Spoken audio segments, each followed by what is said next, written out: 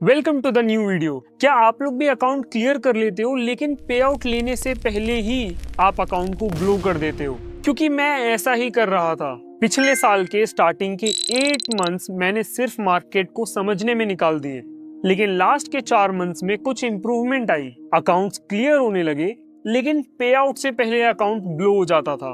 और आज मैं इस वीडियो में आपको बताने वाला हूँ कि इमोशंस को टैकल कैसे किया जाता है, और हम इन डिटेल समझेंगे कि मैंने कौन कौन सी मिस्टेक्स करी, और इवेंचुअली हम ये समझेंगे कि मैंने उसका क्या सोल्यूशन निकाला जिससे मेरे सारे पे आउट्स आने लगे थे। अब ऐसा क्यों हो रहा था कि मैं सिर्फ फंडेड स्टेज में ही मिस्टेक्स कर रहा था?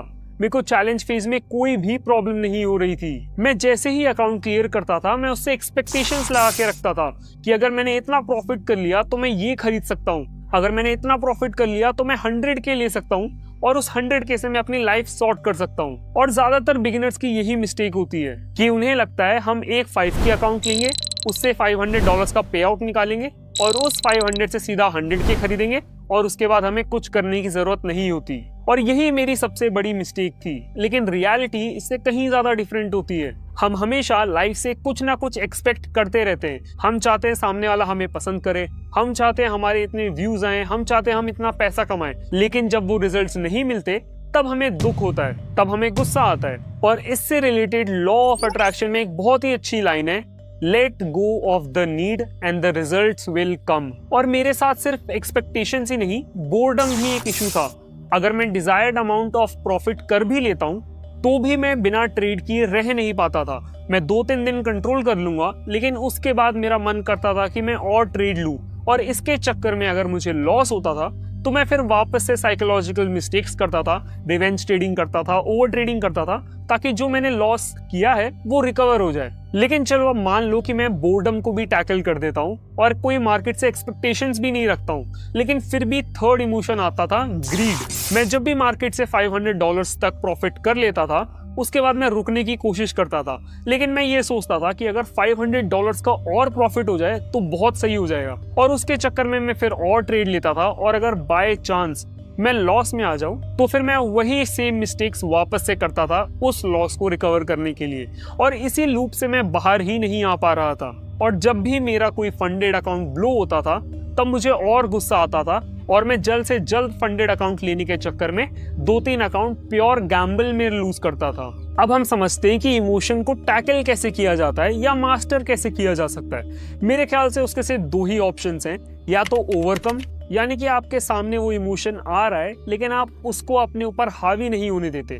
जैसे मेरे केस में अगर मुझे ग्रीड हो रही है तो मैं उसको अपने ऊपर हावी नहीं होने देता, और मैं फिर भी मार्केट के सामने बैठा हुआ हूँ और उसको ओवरकम कर रहा हूँ। और सेकंड होता है रिप्लेसमेंट, यानी जैसे ही मुझे लगा कि मेरे अंदर ग्रीड आ रही है मैं उसको दूसरे इमोशन से रिप्लेस कर दूंगा। मैं और कोई एक्टिविटी करने लग जाऊंगा और उस इमोशन को अपने अंदर आने ही नहीं दूंगा। तो फिर मैंने अच्छे से नोटिस किया कि ओवरकम मैं कर नहीं पा रहा हूँ, तो इसको रिप्लेस करके देखते हैं। और यहाँ पे मुझे उसका सोल्यूशन मिला, और ये चीज मेरे लिए बहुत अच्छे से काम करी। मैंने अपने जर्नल में ये नोटिस किया कि मेरे को सिर्फ और सिर्फ ट्रेड लेने का मन हो रहा है। जितने भी इमोशंस ट्रिगर हो रहे हैं वो सिर्फ और सिर्फ ट्रेड करने के लिए ही ट्रिगर हो रहे हैं। तो मैंने उसका सोल्यूशन ये निकाला कि मैं फंडिंग पे फोकस करूंगा रादर देन ऑन पे आउट्स। मैं पे आउट्स के बारे में नहीं सोचूंगा और मैं अपनी फंडिंग इंक्रीज करूंगा। उसके बाद मैंने 5K से 180K तक फंडिंग इंक्रीज कर दी थी सिर्फ 1 महीने में, और उसी मंथ में मेरा $6,500 का पे आउट निकला था। अब बात को अच्छे से समझो, मेरा जो 10K अकाउंट था उससे मैंने 3% का प्रॉफिट किया, जो मेरा 25K अकाउंट था उससे मैंने 2 पे आउट निकाले थे, एक 1.7% का, एक 6% का। जो मेरा 100K था उससे मैंने 1% का पे आउट निकाला था, और जो मेरे पास 2 20K थे उससे मैंने 11% का पे आउट निकाला था। और इन सारे अकाउंट्स को मैंने सेम मंथ में ट्रेड किया था, लेकिन फिर भी सब में जो परसेंटेज ऑफ रिटर्न्स हैं वो एक दूसरे से काफी अलग है। उसका सिंपल रीजन यही है, जब मेरा पहले अकाउंट में प्रॉफिट टच हो जाता था फिर मैं उसकी तरफ नहीं देखता था और मैं फिर दूसरे अकाउंट में ट्रेड करता था। अगर मैं सारे ही अकाउंट्स को सेम टाइम पे ट्रेड करूंगा या फिर सेम ट्रेड्स प्लेस करूंगा तो सबका प्रॉफिट और लॉस सेम होता। और इसी एक्सपीरियंस से मुझे समझ में आया कि आपकी पे आउट की परसेंटेज इतनी इंपॉर्टेंट नहीं होती जितनी आपकी फंडिंग इंपॉर्टेंट होती है। अगर आपके पास मल्टीपल अकाउंट्स हैं और आप उससे 2-3% भी पे आउट निकाल पाते हो तो वो इवेंचुअली काफ़ी बड़ा अमाउंट होता है। इसलिए मैंने सिर्फ और सिर्फ फंडिंग पे फोकस किया और अब इसी कॉन्सेप्ट को हम अच्छे से समझेंगे। हम स्टार्ट करेंगे 5 के अकाउंट के साथ और हमारा अकाउंट पास रेट होगा 50% का, यानी अगर हम 2 अकाउंट लेते हैं तो हम एक ही अकाउंट क्लियर कर पाएंगे और उस एक अकाउंट से हमें सिर्फ 2% का ही प्रॉफिट करना है। ठीक है, तो इसको अच्छे से समझते हैं। मैंने 2 5 के अकाउंट लिए, ठीक है, और वो दोनों मुझे पड़ेंगे $35 ईच। ठीक है, तो टोटल हमने इन्वेस्ट कितना किया? $70। इस अमाउंट को अच्छे से याद रखना क्योंकि ये आगे काम में आएगा। ठीक है, अब इन दोनों में से हमारा सिर्फ एक ही अकाउंट क्लियर हो पाता है, ठीक है, जिसका $100 का हमारा पे आउट होगा क्योंकि ये 2% होता है 5K का, लेकिन हमें ये पूरा $100 नहीं मिलेगा। प्रॉफर्म इसमें से अपना शेयर काटती है, तो $80 हमारे पास आएंगे। अभी मेजॉरिटी फर्म्स में हमारी जो चैलेंज फीस होती है वो फर्स्ट पे आउट के साथ ही रिफंड हो जाती है, तो 80 + 35 जो हमने इन्वेस्ट किए थे इस पर्टिकुलर अकाउंट में वो हमें वापस मिल जाएंगे, तो ये हो गया $115।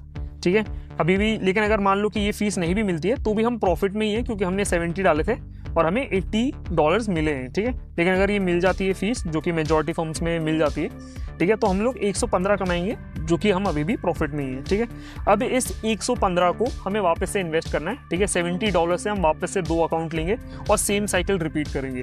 ठीक है, तो हमारा फिर से एक 5 के अकाउंट क्लियर होगा जिससे हम $115 कमाएंगे। ठीक है, प्लस जो हमारा पहले 5 के अकाउंट क्लियर हुआ था उससे भी हमें $80 आएंगे। ठीक है, और इसी साइकिल को मैं रिपीट करता रहता हूँ। ठीक है, तुम देखोगे अभी भी हम लोग प्रॉफिट में ही है। ठीक है, इसी साइकिल को मैं रिपीट करता हूँ जब तक मेरे पास 4 5 के अकाउंट नहीं हो जाते। ठीक है, अब क्यों 4 5 के? ठीक है, हर किसी का अलग अलग होता है। मेरे को लगता है 4 जब तक सेम साइज के 4 अकाउंट नहीं हो जाते तब तक मैं नेक्स्ट साइज पे नहीं बढ़ता। ठीक है, तो 4 5 के अकाउंट हो गए मेरे पास और इन चारों में से हमें कितना पैसा मिलेगा? 80 80 80 और एक और यहाँ पे 80 ऐड कर दो। ठीक है, तो टोटली कितना हो गया? $320। ठीक है, अब ये 320 हमें मिल रहे हैं 2 हफ्ते के, क्योंकि 2 हफ्तों में पे आउट डेट आती है ना। उसके बाद इसको 1 महीना करोगे तो कितना हो गया? $640। ठीक है, अब तुम देखो कि 2% कमाने पे, ठीक है, सिर्फ 2% का टारगेट लेने पे तुम क्या क्या अचीव कर सकते हो। ठीक है, इसलिए मेरे को ये चीज़ थोड़ी लेट में समझ आई। अगर मेरे को थोड़ी जल्दी समझ में आती तो मैं काफ़ी अच्छे पे आउट्स निकाल पाता।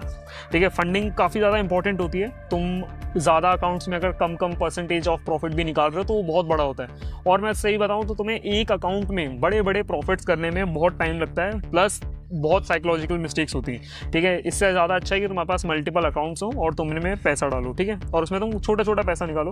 इसके बाद जैसे ही मेरे पास 4 5 के हो जाते हैं मैं सीधा 20K या 25K पे जाता हूँ। ठीक है, तुम 10K पे भी जा सकते हो अगर इससे पैसे कम बन रहे हैं या कुछ ऊपर नीचे हो रहा है तो। ठीक है, लेकिन मैं जाता हूँ 20K पे। ठीक है, सेम साइकिल रिपीट करेंगे। एक 20K हमें पड़ता है $120 के अराउंड। हम 2 लेंगे। ठीक है, उसमें हमारा इन्वेस्टमेंट अमाउंट कितना हुआ? $240। अब $240 में हमारा सिर्फ एक अकाउंट क्लियर होगा। ठीक है, इसका 2% कितना होगा? $400। हमारे पास कट के कितना आएगा? $320। ठीक है, अब इस $320 में से ऐड कर दो हमारा जो 120 फीस थी। ठीक है, कितना हो गया? $440 हमने कमाए। डाले कितने थे हमने? 240 और हमने प्रॉफिट कितना हुआ? 440। ठीक है, वापस से जो अभी 440 आए हैं इसको हम वापस से इन्वेस्ट करेंगे 240 के अंदर, और ये सेम साइकिल जो हमने 5 के अकाउंट के लिए करी थी वो हम इसके लिए भी करेंगे। ठीक है, तो हमारे पास 4 20 के जैसे ही हो जाएंगे। ठीक है, जैसे हमारे पास 4 20 के अकाउंट हो जाएंगे तो तुम देखोगे कि हमारे पास $320 320 320 और 320। ठीक है, तो ये टोटल हुआ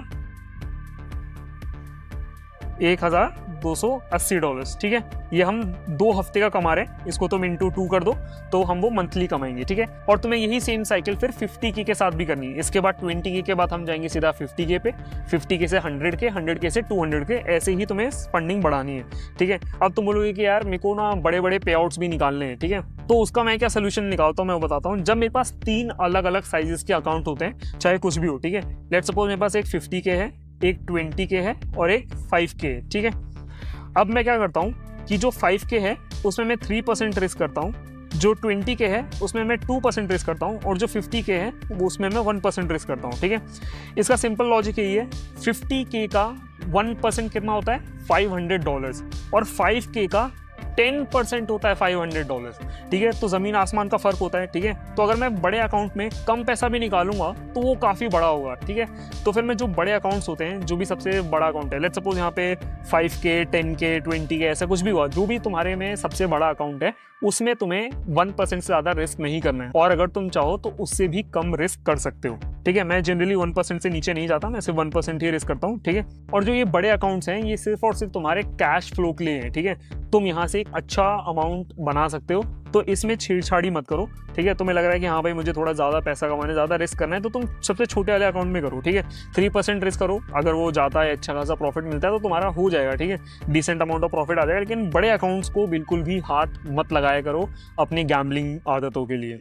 मैंने पावर ऑफ स्टॉक से एक बात सीखी थी, ट्रेडिंग में जो भी 0 to 100 का सोच के आता है वो कभी भी सक्सेसफुल नहीं होता।